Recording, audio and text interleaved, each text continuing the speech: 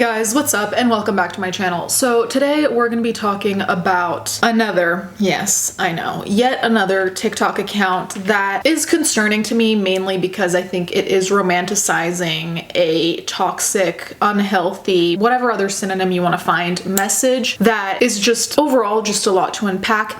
This particular video, rather than the user, went viral a couple months ago, and I decided to check back in to see, because when it did go viral at the time I didn't make a video, so I figured let me check now and kind of catch us all up on where they're at now. Before we do that though, I wanted to thank everybody's favorite meme sponsor, Raid Shadow Legends. Raid Shadow Legends is a free mobile and PC RPG game that's known for its fantastic graphics. I personally play it as a way to take a break from everyday stress and to escape the real world for a bit. Recently, Raid has released Artifact Forge, where you can craft artifacts directly, and on top of that, they've added new advanced quest system with sick rewards. I'm particularly excited about the new champions they're introducing and the development of the Doom Tower. As you guys may know, one of my favorite parts of the game is finding new champions and seeing what particular skills and outfits they have. So one of my new favorites is the Sorceress from the Undead Horde, who not only has a badass outfit, but who also has the magic arrow skill that hits an enemy twice, which I quite enjoy. And the other one I really like is the Theurgist, who is a Knight Revenant who has the touch of sealing skill, which is useful to debuff for one turn. Go to the video description, click on the special links, and if you're a new player, you'll get 100,000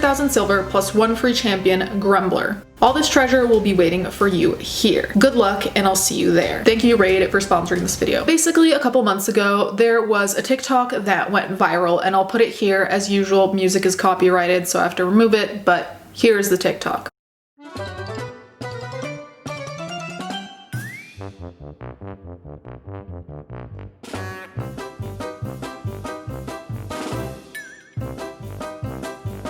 So understandably, people were alarmed by that TikTok because, first of all, as a social worker, it is a breach of ethics to take someone that you're supposed to be supporting and getting through whatever issues they need to work through, helping them finding their footing again after being in jail, but instead you're taking advantage of that and trying to entangle yourself, and I want to say romantically, but you know, it is grooming in my opinion, because there is a difference of power, and also there is a vulnerability as someone who just got out from jail. You're just getting back into the real world after being in jail, and then you have a person who's supposed to help you who's taking advantage of that, and then she's also older, and even though the age gap isn't enormous, it still feels like a breach of ethics. On top of that, another aspect of this that I find kind of creepy, and this is where we get into the unhealthy kind of mindset, is that it's being framed as like, it was us against all the odds, but we still made it, and it's like, no, it was you against the law and you against your code of ethics, and you just still broke that.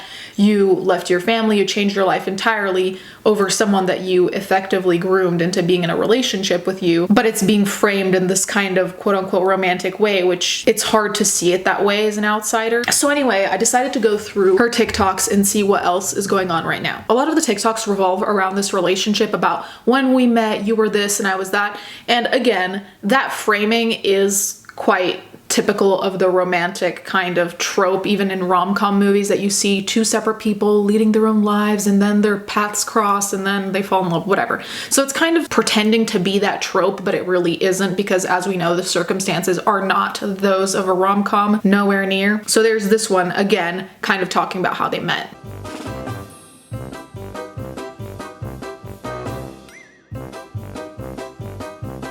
And it's really just a compilation of videos, and it says best friends and lovers who may be 8 years apart, but this is love. But if you look at the actual thumbnail of the TikTok, it says, when I met, I was your social worker. Somehow you turned into my boyfriend. And again, it seems like it's a point of pride to say that they overcame the ethics of her job. I don't know. It's just very strange to me to see it framed as if it's this thing that it's not. And it's also toxic to people who potentially are watching it and think that this is how things work, which is, this is in no way how things should work. As a social worker, it's unethical for you to do that, especially with someone who's younger, especially with someone who just came out of jail and is in a vulnerable position. There's so many things that are wrong. Then there's another one, and again, it frames it in this kind of Romeo and Juliet prior to the end way of like, we weren't allowed to be together, but we found a way. And this one says, we weren't allowed to be together, but we did it. Our love cost us everything, from me losing my job and us losing our friends, family. As much as we lost, we gained so much more.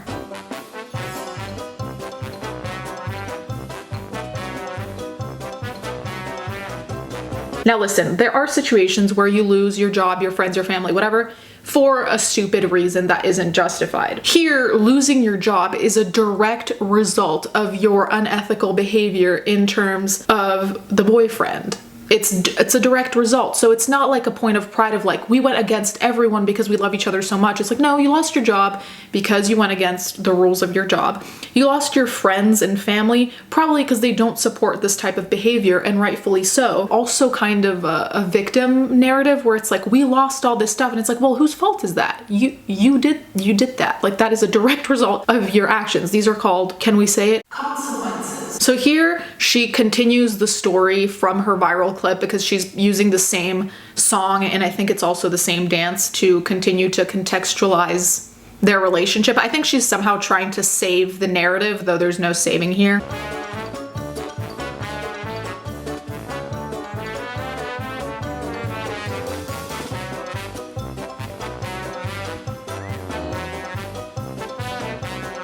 And it's also the unabashed, like, oh yeah, I would do it again, which I understand. If you love someone, you'd probably do everything you've done again, so on and so forth, which would typically be a nice romantic little thing. But in this particular situation, it's like, so you'd groom him again, you'd break the rules of your job again, you'd probably put him in a very uncomfortable and unfair situation again. It's just romanticizing this entire situation, which there's no romanticizing of, in my opinion. There's nothing to romanticize. It's quite tragic, really. So then she did a kind of funny one, which was supposed to be kind of a joke, and it says, you know, like, when the cops asked me what happened, when my best friends asked me what happened, again, I had to take out the music because it's copyrighted, but essentially the song was going along the lines of, oh, I shot him and then I reloaded the gun and shot him again, or something along those lines. And it's just kind of like, you probably don't want to make jokes about the cops asking you what happened when you're essentially a groomer, and the cops could very well at some point ask you what happened.